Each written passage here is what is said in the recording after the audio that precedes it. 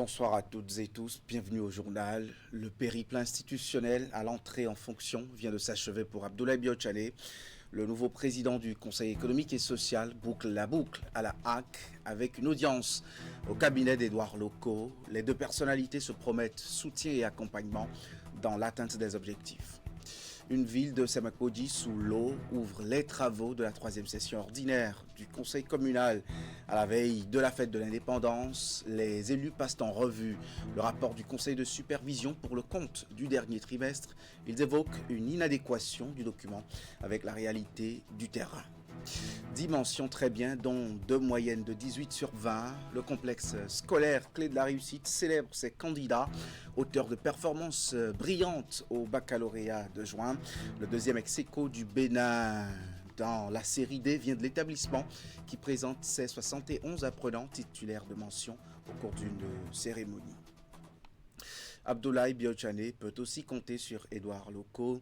Le président du Conseil économique et social a partagé ses projets en vue avec le président de la Haute Autorité de l'audiovisuel et de la communication. L'audience de la HAC ferme la marche de la série de visites du nouveau président du CES aux autres responsables d'institutions de la République. On écoute Abdoulaye Biotchane à l'issue des échanges. Vous savez que depuis quelques jours, j'ai engagé une tournée, j'ai commencé une tournée des institutions et c'est dans ce cadre-là que je viens rencontrer le président de la HAC pour échanger avec lui sur les réformes en cours au CES et sur surtout la manière dont nous pouvons travailler ensemble pour que les missions des deux institutions soient encore mieux au service de nos compatriotes. Et je crois que la conversation que nous avons eue a été extrêmement positive, en tout cas pour moi. Et je repars d'ici avec le clair sentiment qu'avec le président de la HAC, nous nous sommes entendus pour que les actions que nous allons conduire de part et d'autre dans les mois qui viennent soient encore plus au service de nos compatriotes, soient encore plus au service de l'État béninois. Bon, je crois qu'il est prématuré de parler de conclusion parce qu'il y a encore d'autres choses à faire. Vous savez que pas plus tard qu'hier, la Cour constitutionnelle a approuvé la loi organique qui consacre la dernière étape de la réforme. Nous devons tirer les conséquences de cela et une des conséquences, c'est la rédaction d'un règlement intérieur, d'un nouveau règlement intérieur pour le CES. Il y a d'autres travaux qui sont en cours et j'aurai le plaisir de partager cela avec vous dans les jours qui viennent. Le président du Conseil économique et social était aussi à la Haute Cour de justice dans le cadre de sa tournée institutionnelle. Abdoulaye Biotchane a été reçu en audience dans ces derniers jours. Abdoulaye Biotchane a été reçu en audience toujours dans la matinée de ce vendredi par la présidente de l'institution, professeur Dandi Yamou. Les échanges entre les deux personnalités ont aussi porté, là aussi, sur les missions du CES, l'actualisation du règlement intérieur et le futur plan stratégique. Cette rencontre est marquée par la remise au président Abdoulaye Biotchane du premier rapport de la Haute Cour de justice. Voici un extrait de ses propos tenus au sortir de cette audience. Bonjour mesdames, messieurs. Je viens en effet de finir cette audience avec madame la présidente de la Haute Cour. Et avec elle, nous avons échangé effectivement sur les missions du CES.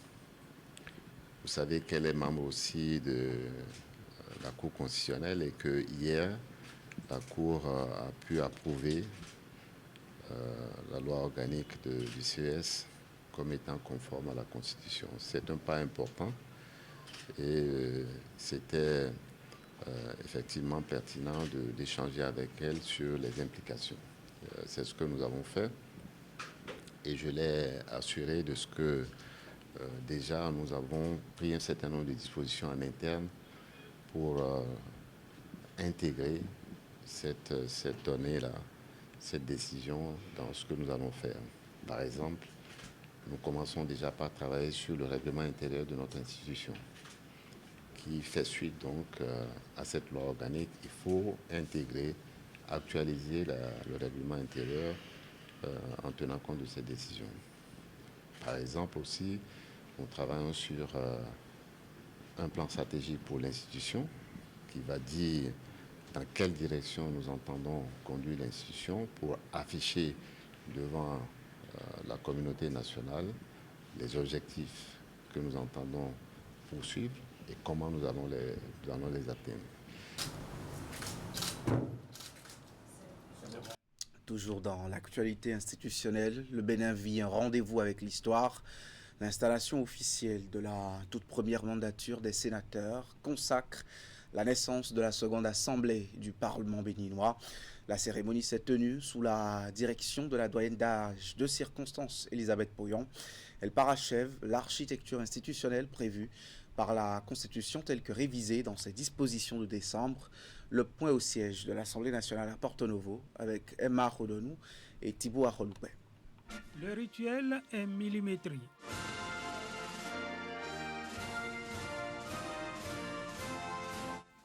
Pour la première fois depuis l'avènement du renouveau démocratique en 1990, le Parlement béninois ne parle plus d'une seule voix. Avec l'installation de ses 25 premiers membres, le Sénat devient une réalité institutionnelle et politique, consacrant l'entrée du Bénin dans l'ère du bicamérisme. Mesdames, Messieurs les sénateurs, vous et moi avons l'honneur redoutable d'être les premiers au sein de cette nouvelle institution.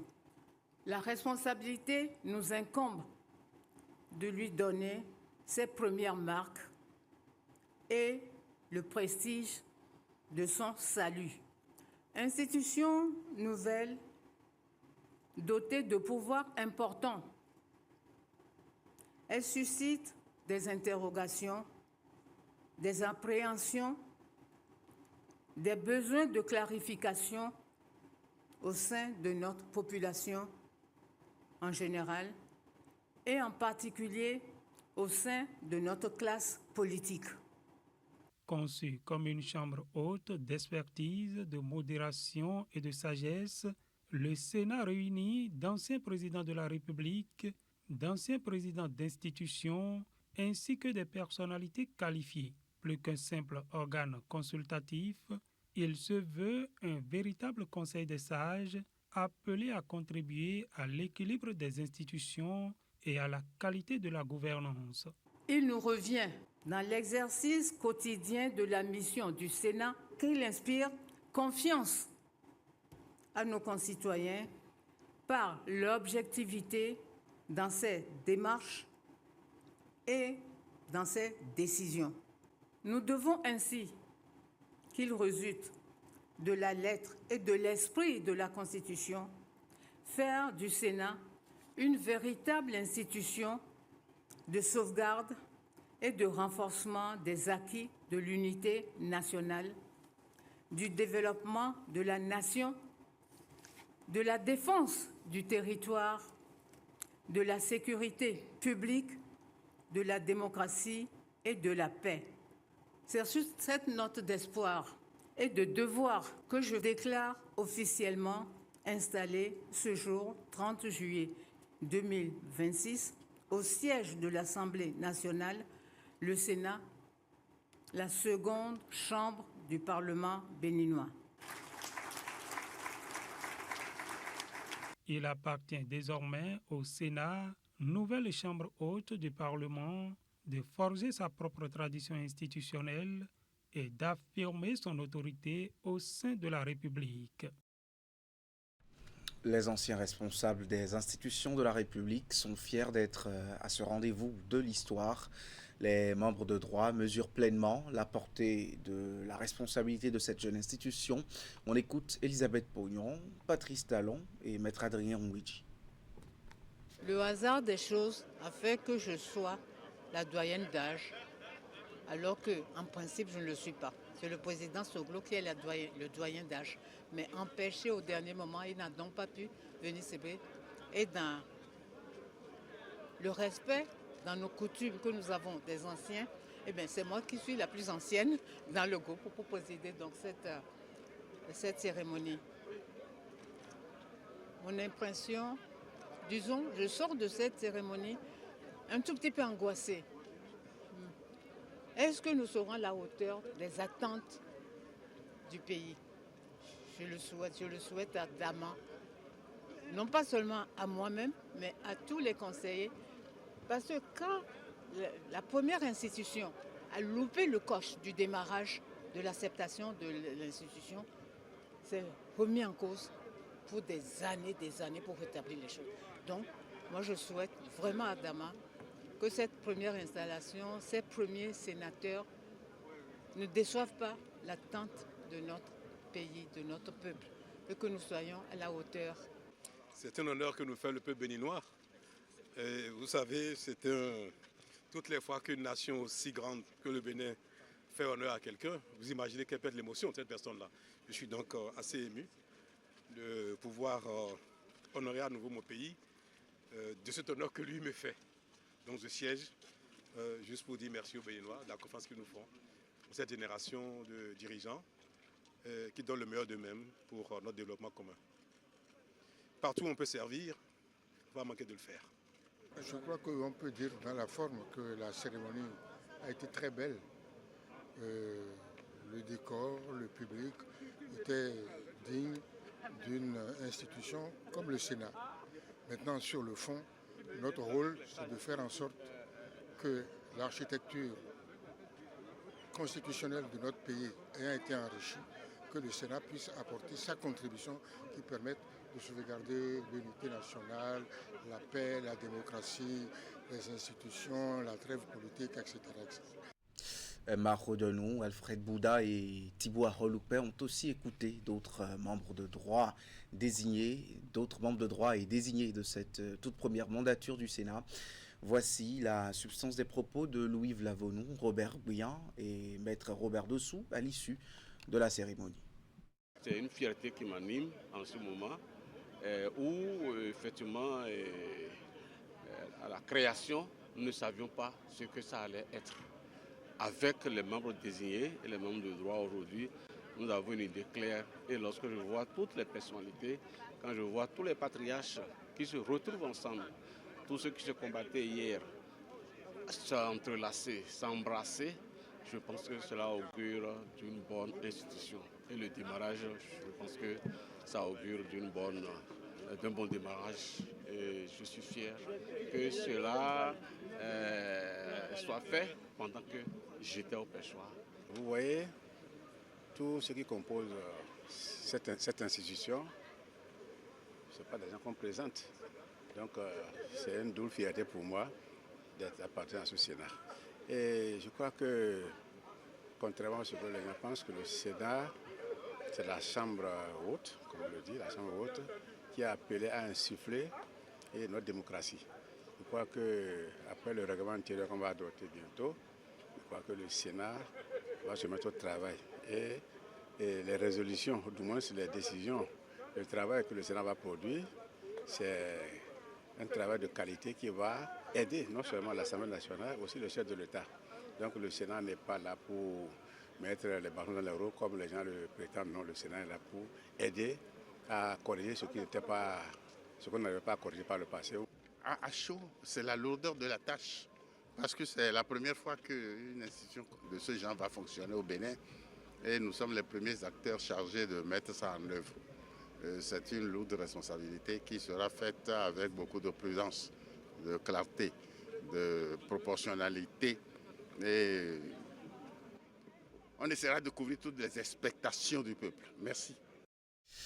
Les élus communaux de Samek-Boudji tiennent la 3e session ordinaire de l'année 2026 au cœur des débats. L'examen du 2e rapport trimestriel du Conseil de supervision. Les travaux interviennent dans un contexte particulier marqué par l'inondation et les préparatifs de la célébration du 66e anniversaire de la souveraineté nationale. Le compte rendu à l'ouverture. Cette 3e session ordinaire du Conseil communal de Samek-Boudji s'est ouverte par une minute de silence en hommage à 2 cadres de la commune récemment disparus. Merci. Devant ses conseillers communaux, le maire Thomas Singbo a salué la mobilisation des populations et des services communaux face aux inondations provoquées par les récentes pluies diluviennes. À tous les acteurs mobilisés, j'adresse mes sincères félicitations et ma profonde gratitude. Je vous invite à maintenir cette dynamique de solidarité, à respecter les règles d'occupation de l'espace public et des servitudes hydrauliques et à poursuivre les efforts engagés pour protéger durablement notre cadre de vie. Parallèlement, un recensement des localités touchées et une évaluation des dégâts sont en cours afin de mieux orienter les interventions et les besoins d'assistance future. Des 3 dossiers inscrits à l'ordre du jour, l'examen du deuxième rapport trimestriel 2026 du Conseil de supervision a particulièrement retenu l'attention des conseillers. Moi, je ne suis pas d'accord. Aller sur le terrain, Yagé, quel site ils ont visité? Quel a été le constat fait? On n'a pas eu le document. Le document où vous avez placé les choses de plomberie est sérieux. Quels sont les PV? Encore qu'il y a une semaine, le maire et ses adjoints sont allés constater beaucoup de choses. En prélude à la célébration du 66e anniversaire de l'indépendance du Bénin, le maire Thomas Singbo a invité les populations à participer massivement aux festivités prévues du 31 juillet au 1er août à Semenkoudji. Le président du Fonds africain de garantie et de coopération économique FAGAS, à la tête d'une délégation, était en audience au cabinet du maire de Cotonou. Au cours de cette visite de courtoisie suivie d'une séance de travail technique, les deux personnalités ont abordé le financement de l'agenda de transformation de la ville de Cotonou 2026-2033, changer l'échelle. Dr Ngeto Tiraina Yambaye, président du FAGAS, a fait le point des échanges avec Luc Nyakadja au micro de Ouliat Sanoussi.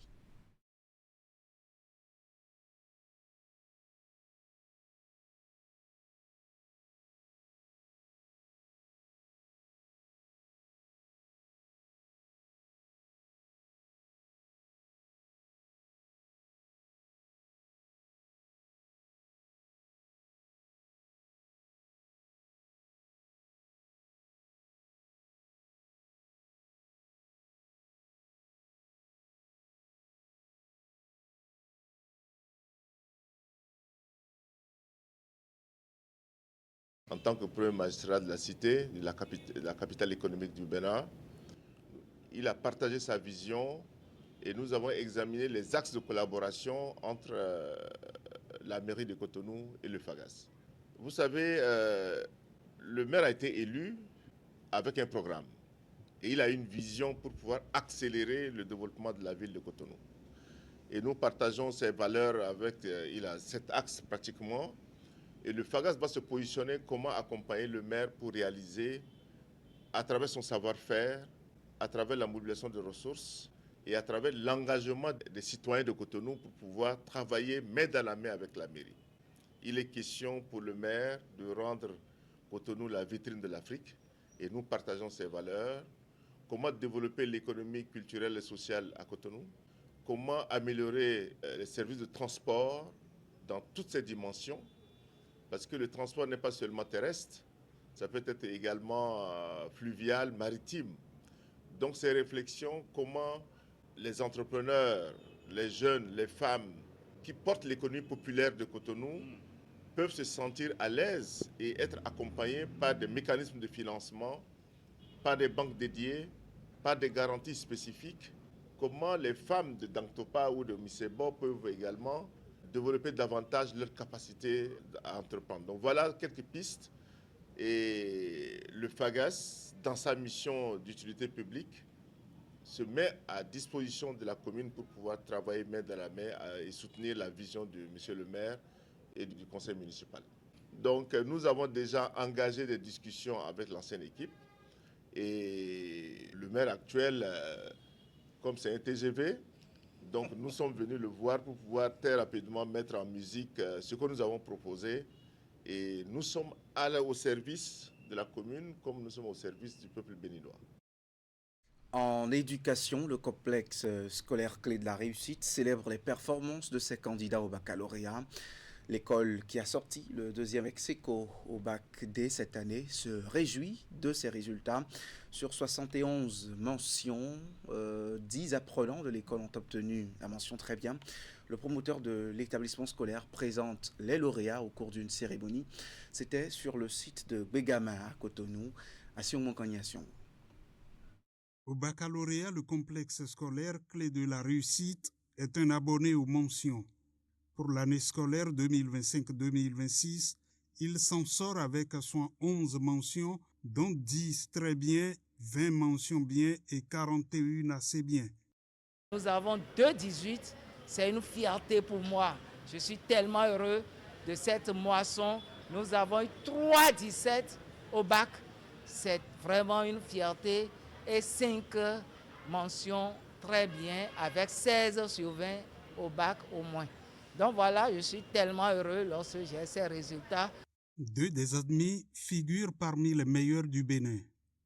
En outre, le complexe scolaire clé de la réussite est deuxième ex-aequo en série D au plan national. Tout ceci au prix de gros sacrifices tant du côté de l'administration que des apprenants. C'est dû au travail acharné, à la persévérance, à se donner entièrement, s'occuper du monde et se concentrer sur ses études, se concentrer sur ce qu'on a à faire.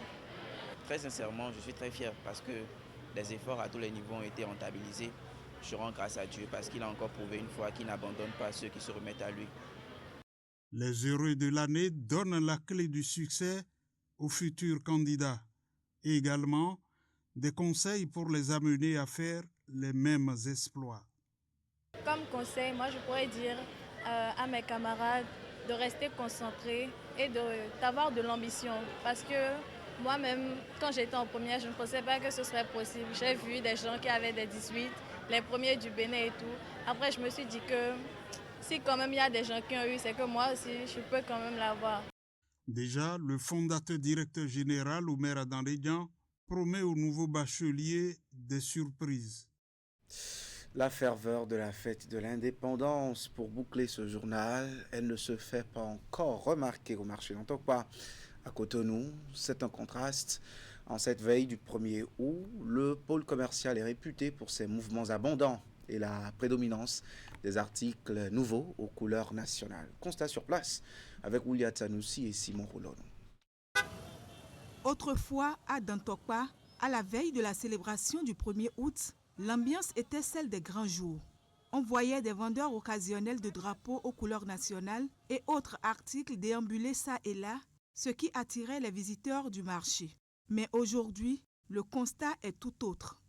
Tout a changé. Il n'y a plus d'ambiance parce que ça là, ça ne circule pas. C'est toi qui m'as dit, moi je ne savais même pas. Si c'est avant là, tu vas voir les drapeaux sur les gens, et 1er août, tout ça là. Mais maintenant, rien. On ne sent pas. Dieu est grand. Non, aujourd'hui là, non, pas du tout. Pour le 1er août avant là, les gens viennent au marché plein. Pour venir acheter. Mais maintenant, c'est un autre cas. Hein.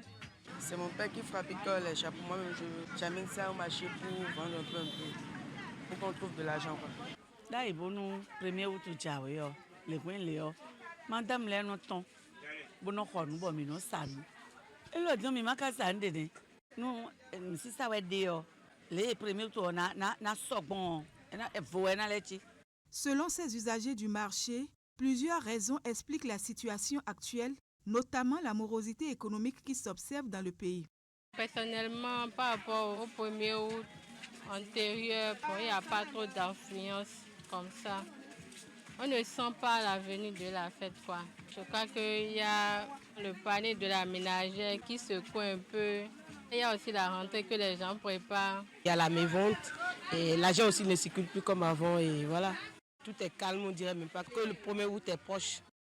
Occasion pour certains commerçants de se souvenir encore de la manière dont ils célébraient entre-temps la fête nationale.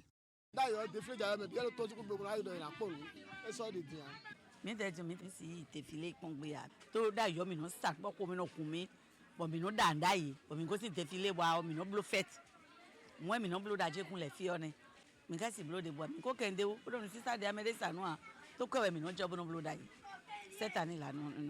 Et ma chère.